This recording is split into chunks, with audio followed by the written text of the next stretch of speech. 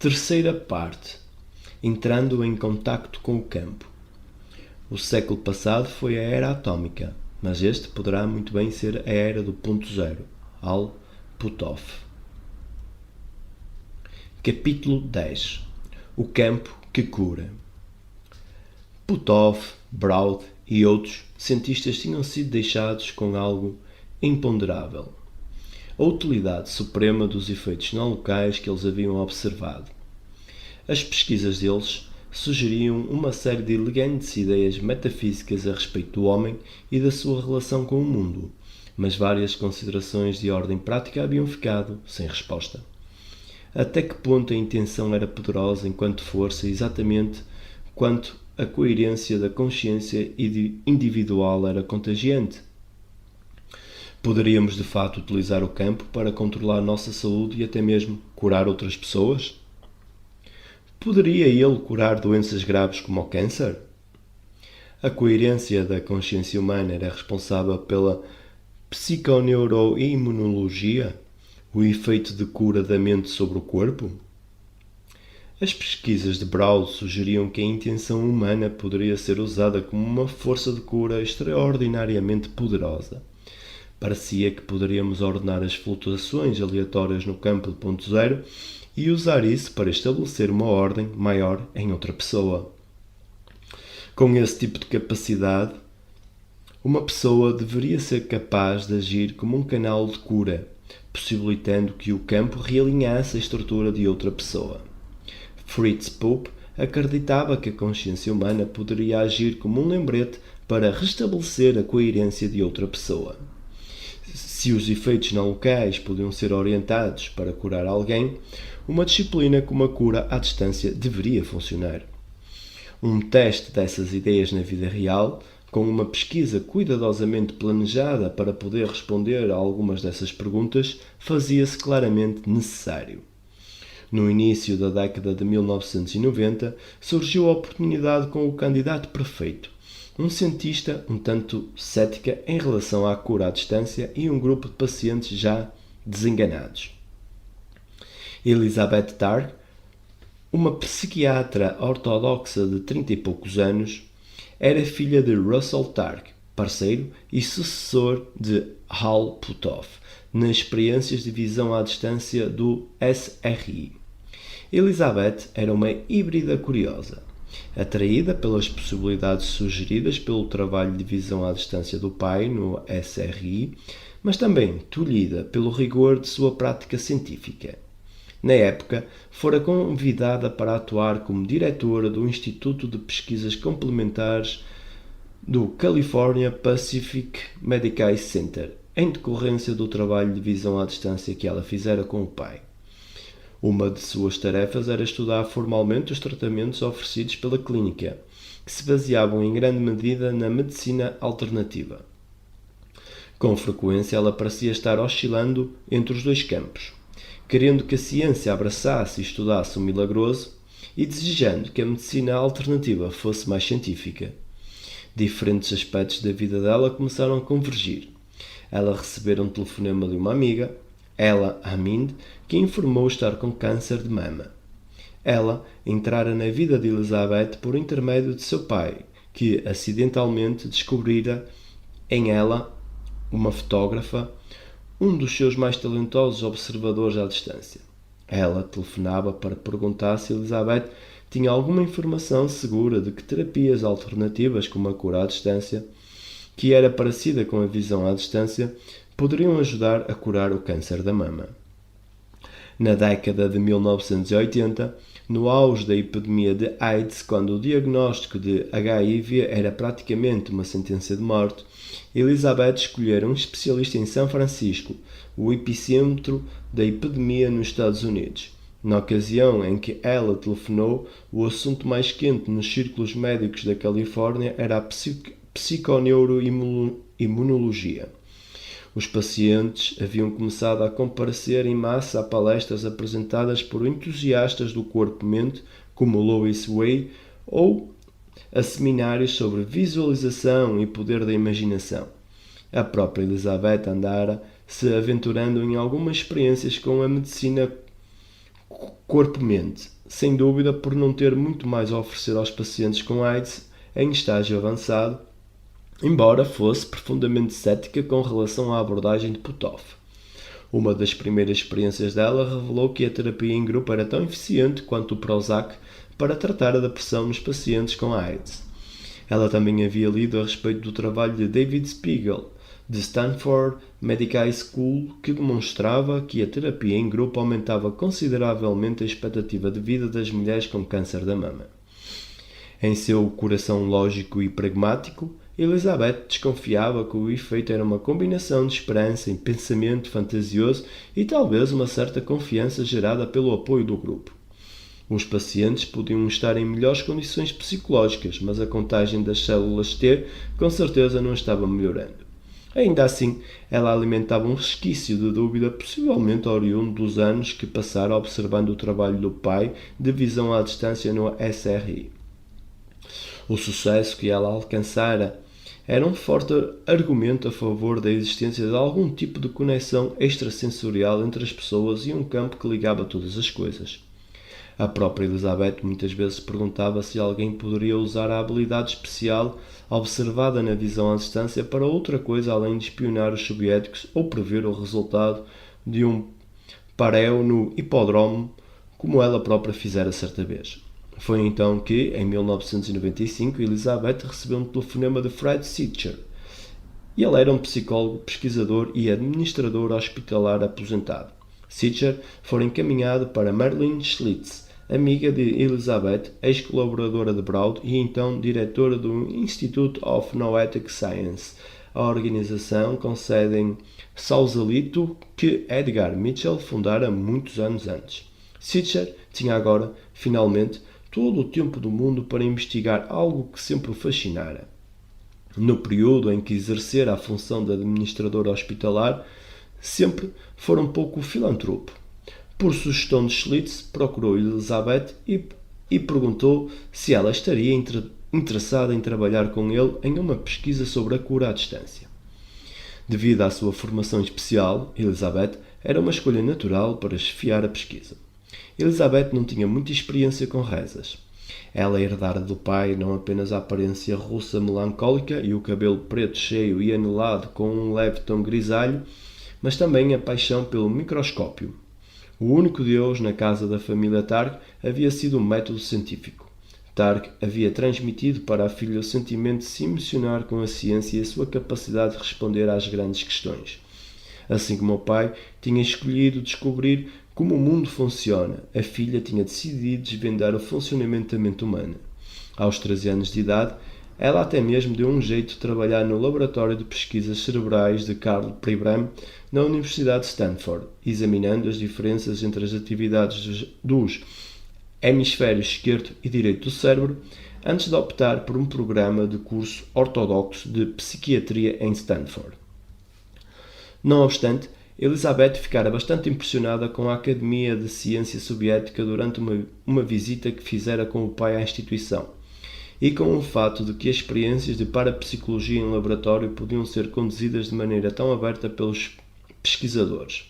Na Rússia oficialmente ateísta, existiam apenas duas categorias de crença.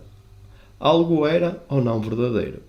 Nos Estados Unidos, havia uma terceira categoria, a religião, que colocava algumas coisas além do alcance da investigação científica. Tudo o que os cientistas não conseguiam explicar, tudo o que estava associado ou às preces ou à paranormalidade, o território do trabalho do pai dela, parecia se encaixar nessa terceira categoria. Depois que a coisa era inserida nesta, era oficialmente declarada proibida. O pai de Elizabeth construíra a reputação dele desenvolvendo experiências impecáveis, e ele ensinara a filha a respeitar a importância da experimentação incontestável e bem controlada. Elizabeth cresceu acreditando que todo e qualquer tipo de efeito podia ser quantificado, desde que a experiência fosse definida para levar em conta as variáveis. Na verdade, tanto Puthoff quanto Targ haviam demonstrado que a experiência bem estruturada poderia até mesmo demonstrar o milagroso. O resultado era uma verdade indiscutível, independentemente do fato de violar todas as expectativas do pesquisador. Todas as experiências eficientes funcionam, o problema é que podemos simplesmente não gostar das conclusões. Enquanto Tark, o pai, mudava o modo dele de pensar e passava a abraçar certas ideias espirituais, Elizabeth continua a ser fria e racionalista. Ainda assim, ao longo de sua prática ortodoxa na psiquiatria, ela nunca esqueceu as lições do pai. A sabedoria recebida era inimiga da ciência competente. Na condição de aluna, ela procurou textos psiquiátricos empoeirados do século XIX antes do advento da moderna psicofarmacologia, quando os psiquiatras moravam nos sanatórios e redigiam os desvarios dos pacientes na tentativa de compreender melhor a doença deles. Tark acreditava que a verdade se encontrava em algum lugar dos dados brutos, separada do dogma da época. Elizabeth aceitou colaborar com Sitcher, embora intimamente duvidasse que a ideia dele fosse dar certo. Ela testaria a cura à distância da maneira mais pura possível. Elizabeth experimentaria em seus pacientes com AIDS em estágio avançado, um grupo cujos membros estavam de tal modo desenganados que só lhes restava ter esperança e rezar. Elizabeth iria tentar descobrir se a prece e a intenção à distância poderiam curar os casos que não tinham nenhuma esperança. Começou a esquadrinhar as evidências da cura.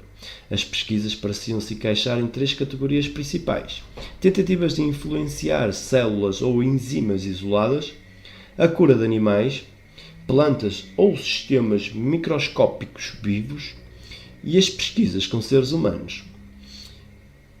Entre elas estava todo o trabalho de Broad e de Schlitz, que mostrava que as pessoas poderiam exercer uma influência em todos os tipos de processos vitais. Havia também alguns indícios interessantes que mostravam os efeitos que os seres humanos podiam exercer sobre plantas e animais. Havia até alguns trabalhos que demonstraram que os pensamentos e sentimentos positivos ou negativos podiam, de alguma maneira, ser transmitidos para outras coisas vivas. Na década de 1960, o biólogo Bernard Grad, da McGill University, em Montreal, um dos pioneiros da área, estava interessado em determinar se os agentes de cura psíquicos de fato transmitem energia para os pacientes. Em vez de usar humanos, Grad utilizou plantas que ele planejara fazer adoecer mergulhando-as em sementes em água salgada, o que retarda o crescimento. Entretanto, antes de encharcar as sementes, Grad pediu a um agente de cura que colocasse as mãos sobre um dos recipientes com água salgada que seria usado para um dos lotes de sementes. O outro recipiente, que não for exposto ao agente de cura, conteria as sementes remanescentes. Depois que as sementes foram mergulhadas nos 2 recipientes com água salgada, um número maior de sementes do lote que tinha sido exposto à água tratada pelo agente de cura germinou. Grant levantou então a hipótese de que o inverso talvez também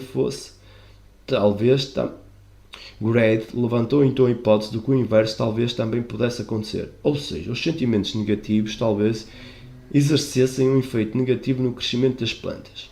Em uma pesquisa complementar, pediu a um pequeno grupo de pacientes psiquiátricos que segurassem recipientes contendo água comum que seriam novamente usados para fazer sementes germinar. Um dos pacientes, que sofria de depressão psicótica, estava visivelmente mais deprimido do que os outros. Mais tarde, quando Grad tentou estimular o desenvolvimento de sementes usando a água cujos recipientes foram segurados pelos pacientes, a água que fora exposta ao homem deprimido refriou o crescimento. Essa talvez seja uma boa explicação de porque algumas pessoas têm uma boa mão para plantar enquanto outras não conseguem fazer com que nada vivo cresça.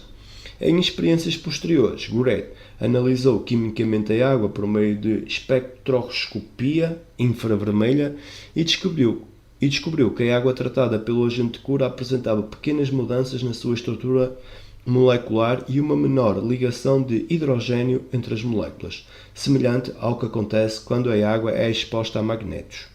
Vários outros cientistas confirmaram as constatações de Grad. Grad passou então a trabalhar com camundongos que tinham recebido ferimentos na pele. Depois de levar em conta uma série de fatores, até mesmo o efeito de mãos aquecidas, ele descobriu que a pele dos camundongos usados nas experiências ficava curada muito mais rápido quando eles eram tratados por agentes de cura. Grad também demonstrou que estes eram capazes de reduzir o crescimento de tumores cancerosos em animais de laboratório. Os que tinham tumores e não recebiam o tratamento de cura morriam mais depressa. Outras pesquisas com animais mostraram que A amiloidose, os tumores e o bócio induzido no laboratório podiam ser curados nos animais de laboratório. Outras pesquisas haviam mostrado que as pessoas podiam influenciar a levedura, os fungos e até mesmo células cancerosas isoladas. Em uma dessas experiências, uma bióloga chamada Carol Nash, de St. Joseph University, na Filadélfia, descobriu que as pessoas tinham a capacidade de influenciar a taxa de crescimento de bactérias apenas determinando mentalmente que isso acontecesse. Uma engenhosa experimentação de Gerald Solfvin demonstrou que a nossa capacidade de esperar o melhor podia de fato ajudar na cura de outros seres humanos.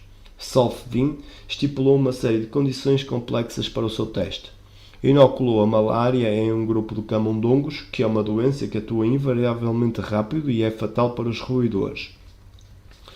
O teste envolvia 3 manipuladores, que foram informados de que apenas metade dos camundongos havia sido infectada e que um agente de cura psíquico iria tentar curar metade dos camundongos, embora os manipuladores não soubessem quais os camundongos que seriam alvo da sessão de cura. Nenhuma das duas declarações era verdadeira. Tudo o que os manipuladores poderiam fazer era torcer para que os camundongos que estavam aos seus cuidados se recuperassem e que a intervenção do agente de cura psíquico funcionasse. Entretanto, um dos manipuladores estava visivelmente mais otimista do que seus colegas. No final, os camundongos que estavam aos cuidados dele ficaram menos doentes do que os que tinham recebido a atenção de outros 2 manipuladores. A pesquisa de Solfvin foi pequena demais para ser definitiva, mas reforçou um experimento anterior realizado por Rex Stanford em 1974. Este havia demonstrado que as pessoas podiam influenciar eventos apenas torcendo para que tudo desse certo, mesmo quando não compreendiam exatamente para o que deveriam estar torcendo. Elizabeth ficou surpresa ao descobrir que uma grande quantidade de pesquisas, pelo menos 150 experimentações, haviam sido feitas em humanos. Eram casos em que um intermediário usava vários métodos para tentar enviar mensagens de cura por meio de toques, preces ou algum tipo de intenção secular. No caso do toque terapêutico, o paciente deve relaxar e tentar dirigir a atenção para dentro de si mesmo, enquanto o agente de cura coloca as mãos sobre o paciente com a intenção de fazê-lo ficar curado. Uma pesquisa típica envolveu 96 pacientes com pressão alta e uma série de agentes de cura. Nem o médico ou os pacientes sabiam que estavam recebendo os tratamentos de cura mental. Uma análise estatística realizada posteriormente revelou que a pressão sanguínea sistólica, ou seja, a pressão do fluxo do sangue enquanto está sendo bombeado a partir do coração, do grupo que estava sendo tratado por um agente, apresentaram uma melhora significativa em comparação com a do grupo de controle. Os agentes de cura haviam empregado um sistema bem definido que envolvia relaxar, em seguida entrar em contato com um poder superior ou um ser infinito e pregando a visualização ou afirmação dos pacientes em um estado de perfeita saúde e por fim agradecer ao manancial, fosse ele Deus ou algum outro poder espiritual. Enquanto grupo, os agentes de cura demonstraram sucesso global, mas alguns em particular foram mais bem-sucedidos do que outros. 4 dos agentes de cura alcançaram uma melhora de 92,3% em seus grupos de pacientes. Talvez a pesquisa mais impressionante com seres humanos tenha sido conduzida pelo médico Randolph Bird em 1988. Ele tentou determinar em uma experimentação aleatória e duplamente cega se a pressa à distância exerceria algum efeito em pacientes de uma unidade coronariana do hospital em que trabalhava. Ao longo de 10 meses, quase 400 pacientes foram divididos em 2 grupos e apenas metade deles, sem que soubessem, recebeu preces de cristãos fora do hospital.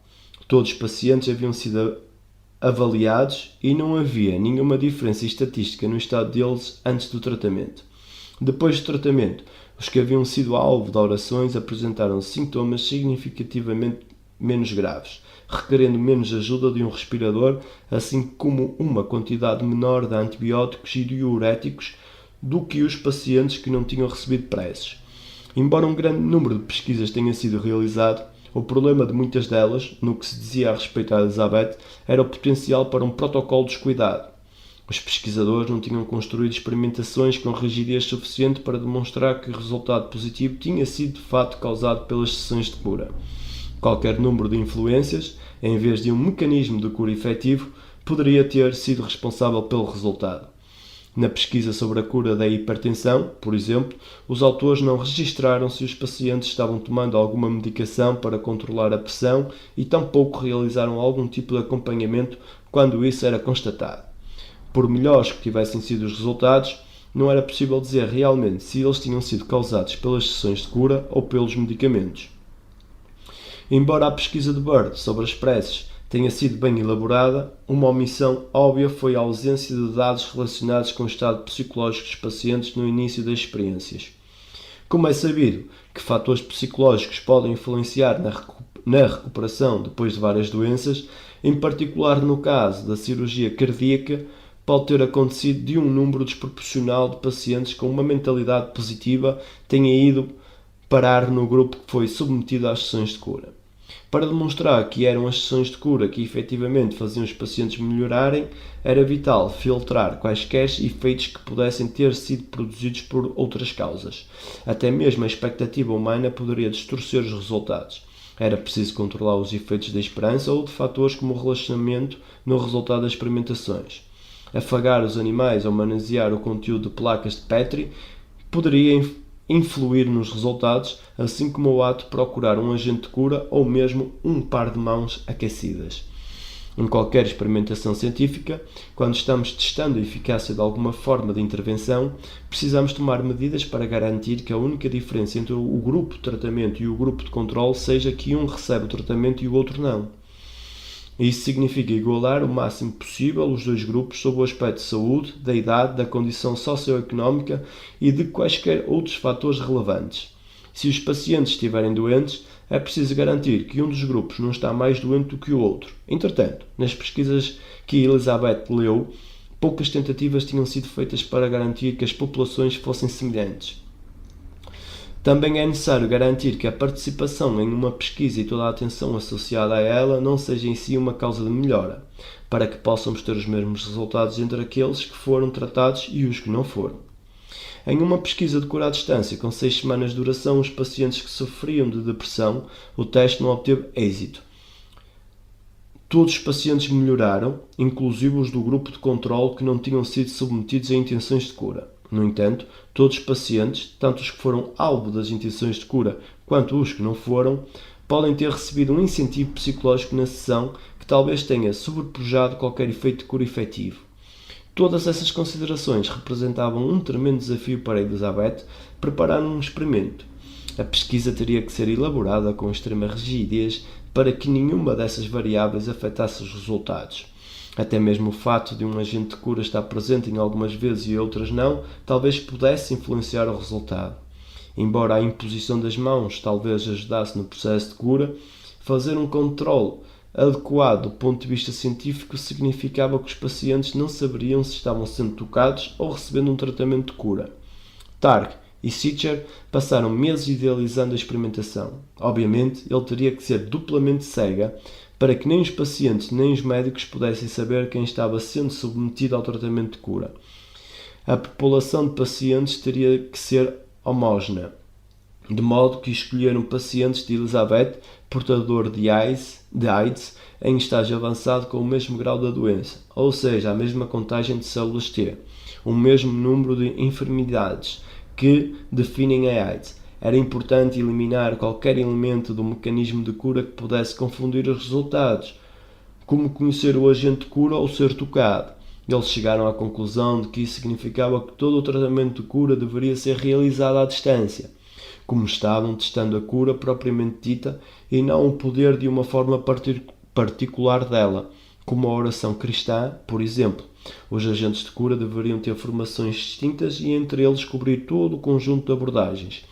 E eles eliminariam qualquer pessoa que aparecesse excessivamente egoísta, que só quisesse participar da pesquisa por pensar que iria receber dinheiro ou que desse a impressão de ser fraudulenta.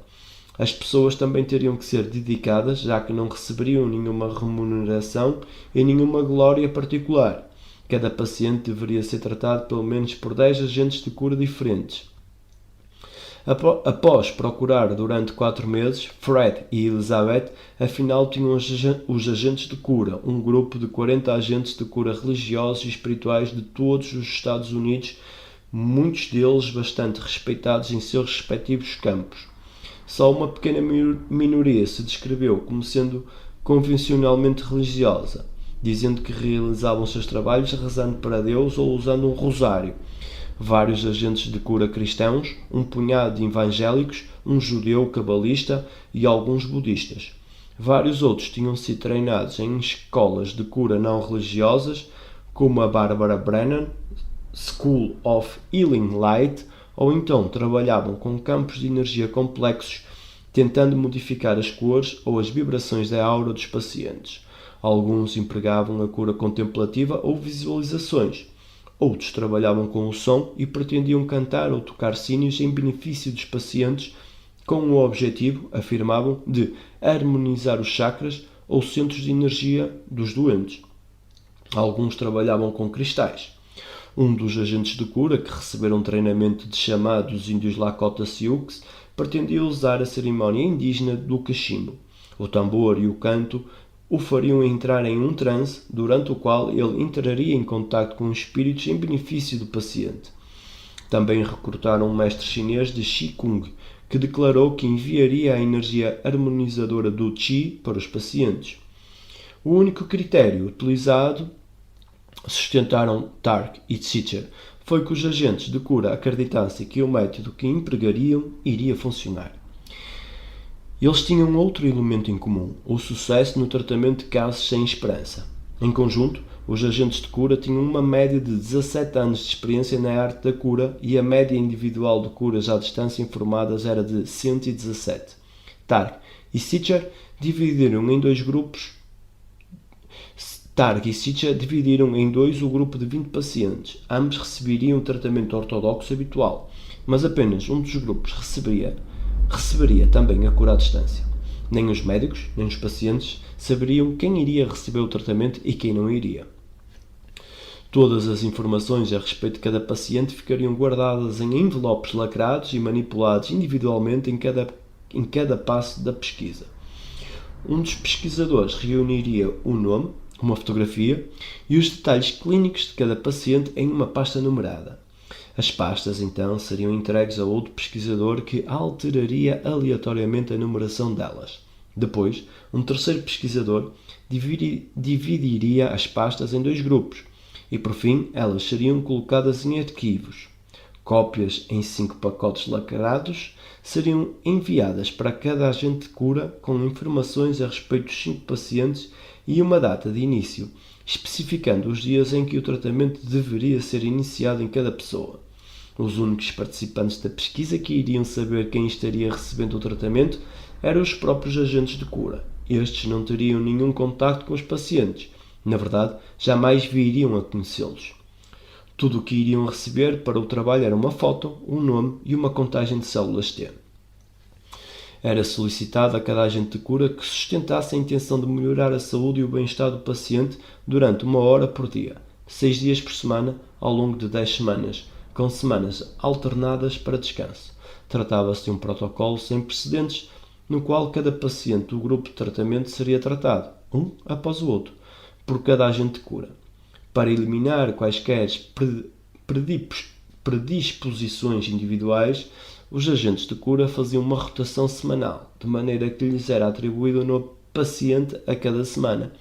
Isso possibilitaria que todos os agentes de cura fossem distribuídos por toda a população de pacientes para que a cura propriamente dita fosse estudada e não uma variedade particular dela. Os agentes de cura deveriam manter um registro de suas sessões de cura com informações a respeito dos métodos de cura empregados e as impressões sobre a saúde dos pacientes. No final da pesquisa, cada um dos pacientes teria sido tratado por 10 agentes de cura e cada um destes teria tratado 5 pacientes. Elizabeth estava com o espírito aberto para a pesquisa, mas sua parte conservadora insistiria em vir à tona.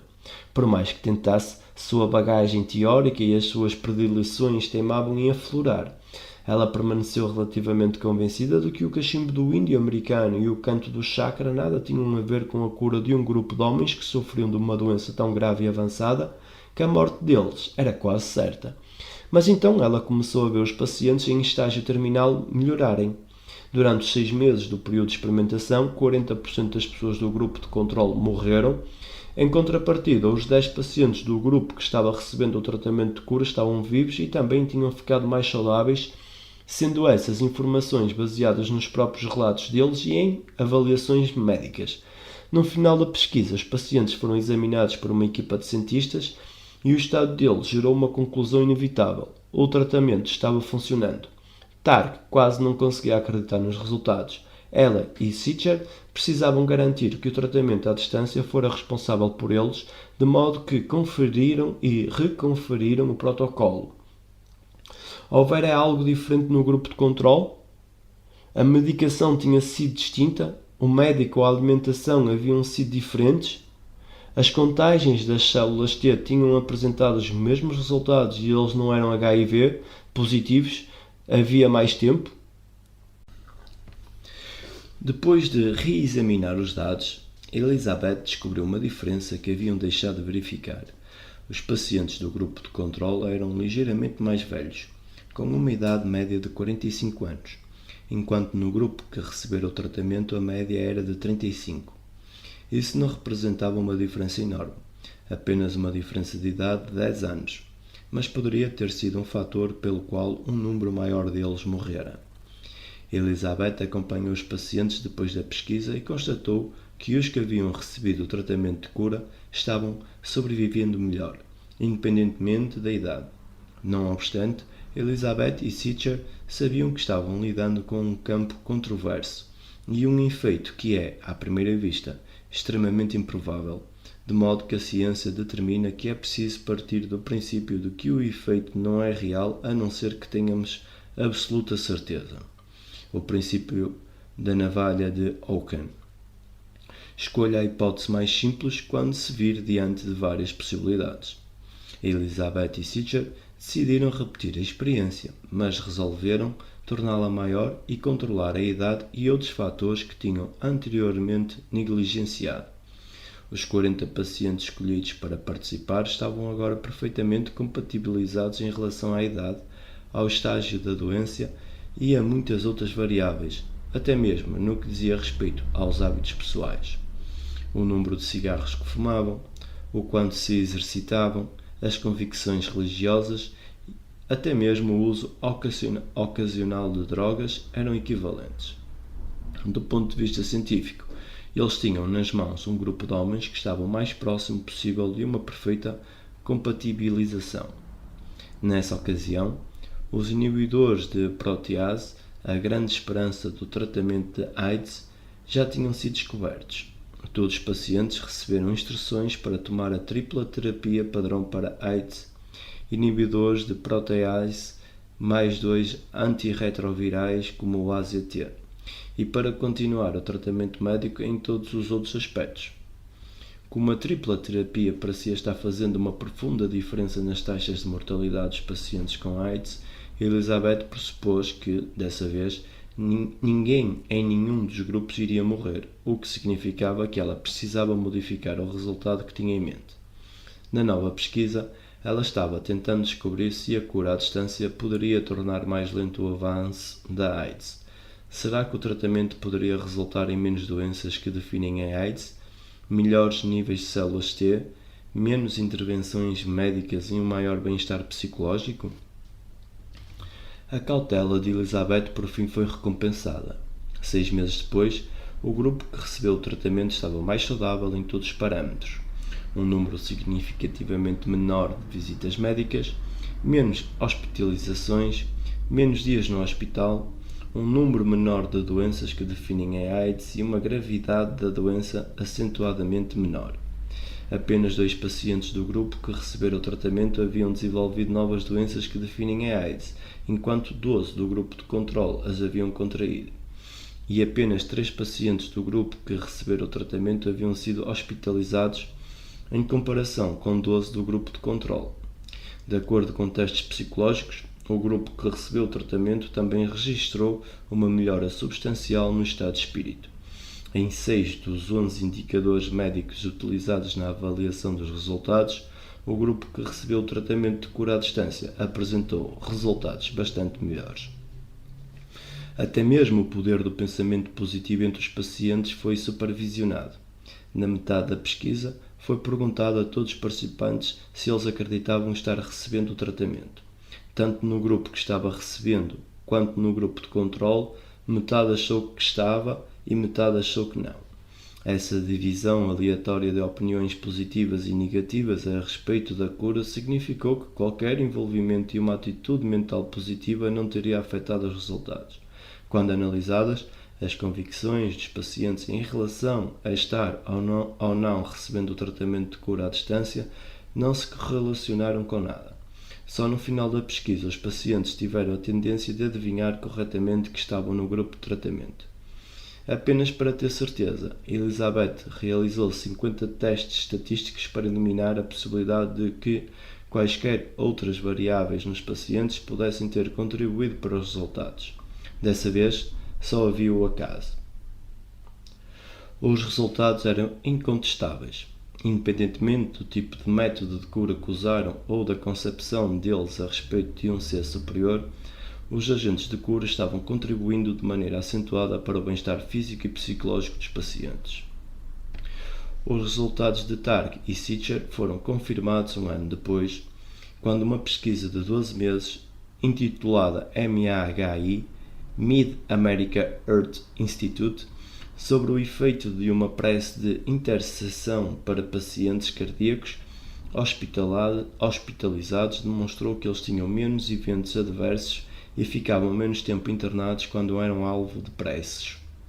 Nessa pesquisa, no entanto, os intercessores não eram pessoas que tinham o dom de curar para se qualificar para o papel, eles simplesmente precisavam acreditar em Deus e no facto de que Ele atende quando rezamos pedindo que cure uma pessoa que está doente. Nesse caso, todos os participantes estavam usando alguma forma de prece convencional e quase todos eram cristãos protestantes, católicos romanos ou cristãos que não pertenciam a uma denominação específica. Foi atribuído a cada um deles um paciente pelo qual deveriam rezar. Passado um mês, os sintomas no grupo das preces tinham sido reduzidos em mais de 10% em comparação com os que estavam recebendo o tratamento padrão, de acordo com um sistema especial de verificação que foi desenvolvido por 3 experientes cardiologistas do Mid-America Heart Institute e avalia o progresso do paciente de excelente a catastrófico. Embora a cura por meio de preces não tivesse encurtado o tempo de permanência no hospital, os pacientes que eram alvo das orações estavam definitivamente em melhores condições sob todos os outros aspectos. Muitas outras pesquisas estão hoje em andamento em várias universidades. A própria Elizabeth Targ iniciou uma experimentação que, na ocasião em que escreveu estas linhas em 2001, ainda está em andamento, comparando os efeitos dos agentes de cura à distância com enfermeiros, um grupo de profissionais da área da saúde cuja atenção e dedicação para com os pacientes talvez possa atuar como um mecanismo de cura. A pesquisa MAHI apresentou vários aperfeiçoamentos importantes em relação à de Bird. Enquanto toda a equipa médica da pesquisa de Bird tinha consciência de que uma experiência estava ocorrendo, a equipa médica de pesquisa MAHI não tinha a menor ideia de que isso estava acontecendo. Os pacientes da MAHI também não sabiam que estavam participando de um estudo, de modo que não seria possível a ocorrência de efeitos psicológicos. Na pesquisa de Bird, quase um oitavo dos 450 pacientes recusou-se a se envolver no estudo, o que significou que apenas aqueles que eram receptivos à ideia, ou pelo menos que não faziam objeção à ideia de ser alvo de preces, concordaram com a inclusão deles na experiência. E na pesquisa de Bird, os que estavam fazendo as preces haviam recebido uma grande quantidade de dados relacionados com os pacientes, enquanto na MAHI os cristãos não tinham praticamente nenhuma informação a respeito das pessoas para quem estavam rezando. Eles receberam instruções para rezar durante 28 dias e ponto final. Não receberam nenhum feedback a respeito da eficácia de suas preces.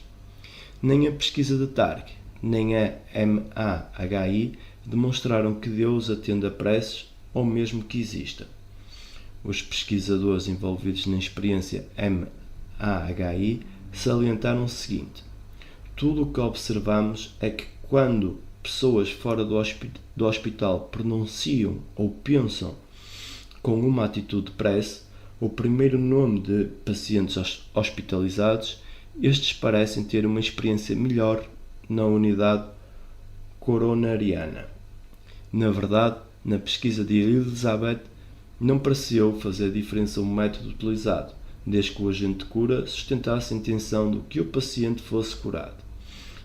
Invocar a Mulher-Aranha ou a figura de uma avó com o dom de curar comum na cultura dos índios americanos alcançava tanto êxito quanto invocar Jesus. Elizabeth começou a analisar quais os agentes de cura mais bem-sucedidos. Eles tinham usado técnicas muito diferentes. Uma agente de cura estabelecida em Pittsburgh e que praticava o alinhamento do fluxo, sentiu, depois de tentar trabalhar com vários pacientes, que havia um campo de energia comum em todos eles, que ela veio a considerar uma característica da energia da AIDS. Ela então se esforçou para entrar em contato com o sistema imunológico saudável desses pacientes e desprezou a energia má. Outra agente trabalhava com a cirurgia psíquica, removendo espiritualmente o vírus do corpo dos pacientes. Outra, uma cristã de santa fé que realizava a sessão de cura diante de seu próprio altar com imagens da Virgem Maria e de outros santos. Além de muitas velas acesas, afirmou ter evocado médicos do espírito, anjos e guias. Outros, como o agente de cura cabalístico, simplesmente se concentravam em padrões de energia. Mas tudo o que eles pareciam ter em comum era a capacidade de sair do caminho. Elizabeth teve a impressão de que quase todos afirmaram ter projetado suas intenções e depois dado um passo para trás e se entregando a outro tipo de poder de cura, como se estivessem abrindo uma porta e permitindo a entrada de algo maior. Muitos dos que haviam sido mais eficazes tinham pedido ajuda do mundo espiritual, da consciência coletiva ou mesmo de uma figura religiosa como Jesus. Não era uma cura egoísta da parte deles, era mais como um pedido: por favor, faça com que essa pessoa fique curada. Grande parte da imagística deles tinha a ver com relaxar, liberar ou permitir a entrada do espírito, da luz ou do amor. O ser efetivo, fosse ele Jesus ou a Mulher-Aranha, parecia irrelevante. O sucesso da pesquisa MAHI sugeriu que a cura por meio da intenção está disponível para as pessoas comuns. Embora os agentes de cura possam ser mais experientes ou ter um maior talento natural para entrar em contacto com o campo. No Cooper Wall Project, em Topeka, Kansas, um pesquisador chamado Elmer Green demonstrou que os agentes de cura experientes apresentam padrões de campo elétrico anormalmente elevados durante as sessões de cura. Em seu teste, Green encerrou os participantes em salas eletricamente isoladas construídas de cobre, o que bloquearia a eletricidade oriunda de quaisquer outras fontes. Embora os participantes comuns apresentassem as leituras elétricas esperadas em relação à respiração ou à pulsação, os agentes de cura estavam gerando sobretensões mais elevadas do que 60 volts durante as sessões de cura, medidas por eletrómetros colocados nos próprios agentes de cura e nas 4 paredes. Gravações dos agentes de cura feitas em vídeo mostraram que essas sobretensões de voltagem não tinham nada a ver com o movimento físico. Pesquisas sobre a natureza da energia de cura dos mestres chineses do Qigong forneceram indícios da presença de emissão de fótons e de campos eletromagnéticos durante as sessões de cura. Essas repentinas sobretensões de energia podem ser a evidência física da maior coerência de um agente de cura, a capacidade de organizar sua energia quântica e transferi-la para o receptor menos organizado. A pesquisa de Elizabeth e o trabalho de William Broad deram origem a uma série de implicações profundas sobre a natureza das doenças e da cura. Sugeriram que a intenção, por si só, cura, mas que a cura também é um poder coletivo. A maneira pela qual os agentes de cura de Targ trabalharam indicaria que talvez exista uma memória coletiva do espírito de cura que poderia ser reunida como uma energia medicinal. Nesse modelo, a doença pode ser curada por meio de um tipo de memória coletiva. As informações no campo ajudam a manter saudáveis os que estão vivos. Pode até ser que a saúde e a doença das pessoas sejam, de certo modo, coletivas.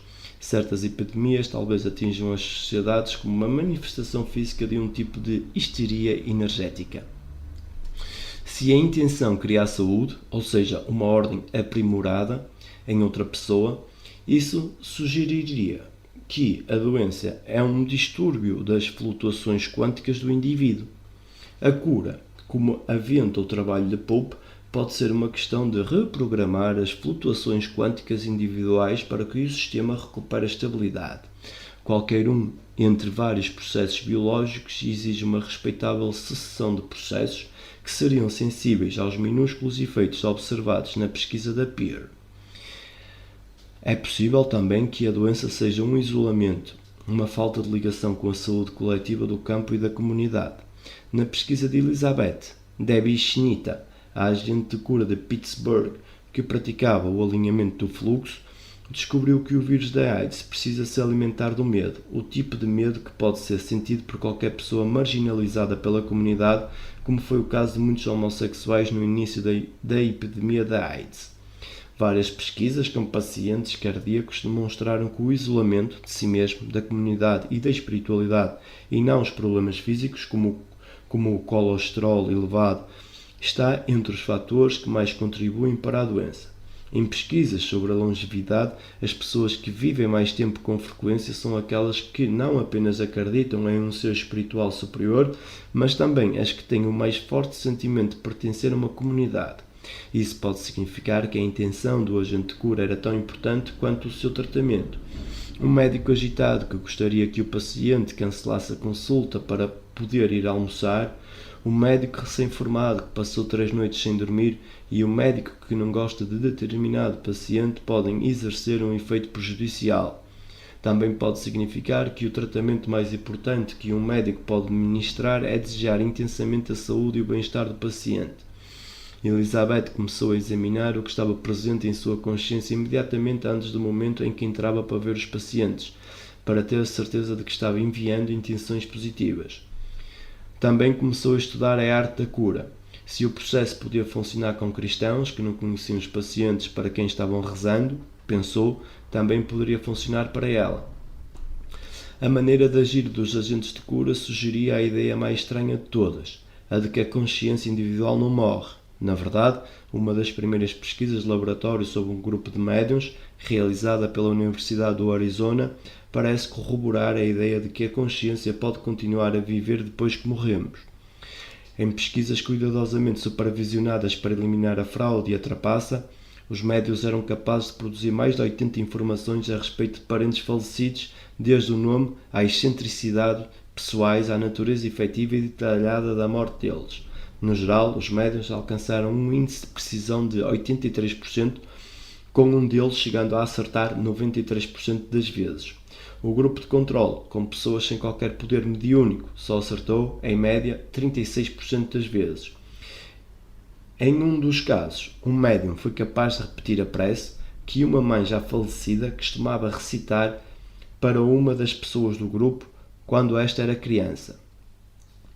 O professor Gary Schwartz, chefe da equipa, disse o seguinte: a explicação mais parcimoniosa possível é que os médiuns estão mantendo uma comunicação direta com os falecidos.